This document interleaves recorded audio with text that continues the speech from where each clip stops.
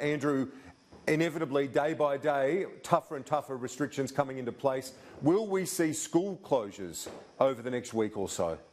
Well, I think certainly in the coming weeks it's a real possibility, Kieran. After the advice to ban mass gatherings of more than 500 people from Friday's COAG, one of the next logical steps if coronavirus worsens, as is expected, is school closures. I'm told the health advice to COAG was that it should not occur yet. That's been reinforced to me again this morning. The key word there is yet, but that the situation is, quote, evolving, sources have told me. So perhaps prepare for this possibility, prepare your family for this in the coming weeks. Let's hear what Education Minister Dan Tehan said about it to Chris Kenny on Sky News this week. There are 14 countries across the world that have shut their schools completely. There are another 13 countries that have had regional shutdowns of schools. So there are possibilities that are being looked at. Now, Kieran, in terms of the decision to advise banning mass gatherings, it appears the states were the big driver behind this, not Prime Minister Scott Morrison, who copped some flack on Friday for saying he would still go to the footy, a decision he reversed Friday night. As I understand it on Friday, Chief Medical Officer Brendan Murphy briefed premiers and the Prime Minister generally on the Friday morning on coronavirus, but did not recommend at that point a ban on mass gatherings. We can see that in the language of Scott Morrison in Friday morning. He said that closing down events was a matter for the states and sporting codes. Let's have a listen to a couple of statements by the PM on Friday. Well, each of these organisations will make their own decisions about these events, and the states themselves will act on the best medical advice in relation to these issues, but I'm looking forward to the game tomorrow afternoon. Unless there's health advice, and we haven't got that health advice to this point, where those sorts of things are being cancelled and those sorts of things. And, you know, people just should go about what they're doing, go to work, but exercise common sense, the sort of common hygiene practices.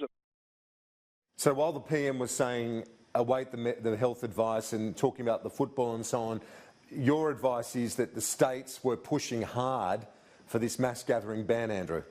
That's right. In this morning briefing, Brendan Murphy, the Chief Medical Officer, told those at COAG the matter would be discussed in a phone hookup with state medical officers that afternoon, with premiers at that time demanding clarity and a consistent approach, several sources have told me.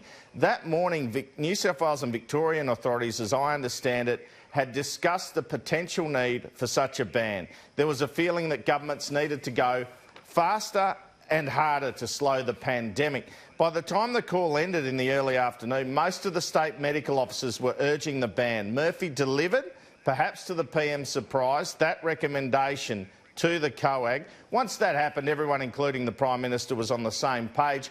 Crucial to the decision was University of Melbourne modelling presented to the medical officers showing they could take pressure off the hospital system to deal with this crisis if they went hard on containment measures now. The day before Mr Morrison said you had to rely on the health device, well, the state medical officers, they made sure that he had it. Now, some in government are referring to how one country who's done well on containment is South Korea, but that's involved draconian measures they don't think would be well received here, such as forcing people with lung conditions or elderly people to isolate. We saw the PM announce the ban on mass gatherings on Friday afternoon after this advice to COAG, and then say he was going to the football regardless. Let's hear him talk about that. It has been recommended to us that we move to a position by Monday where we will be advising against organised, non-essential gatherings of persons of 500 people or greater. Well, I do still plan to go to the football on Saturday, as I said, because this is an arrangement we're putting in place for next week as a precaution. So, Andrew, to wrap up, before we go to the Treasurer, Josh Frydenberg, how does the PM's tone compare to others like the New South Wales Premier or the British Prime Minister, for example? Well, the British Prime Minister's out there saying, I've got to level with you, we're going to have some deaths, families are going to lose people. Gladys Berejiklian said 2 days ago it's not business as usual. Scott Morrison's again in the papers today saying go about your normal business. Now look, the Prime Minister's colleagues say he's taking the pandemic seriously, but he's keen to avoid panic and hysteria. And that was what the ill-intentioned idea to go to the football was about, I guess. But compare that to Boris Johnson and Gladys Berejiklian, and it's probably time to stop trying to be clever and agile and second guess and just play it straight. Today we'll get the first National War Cabinet, as they're calling it, War Cabinet phone hookup involving the Premiers and the PM. Let's hope from now on the governments are on the same page. As I understand it, there'll be some sort of announcement out of that, and the Prime Minister will talk about a step-by-step process of where the disease could go and then where the reaction of the government could go. And I think that's important for people to know. You can't stop so-called panic and hysteria. You've got to be straight with the Australian people, Kieran.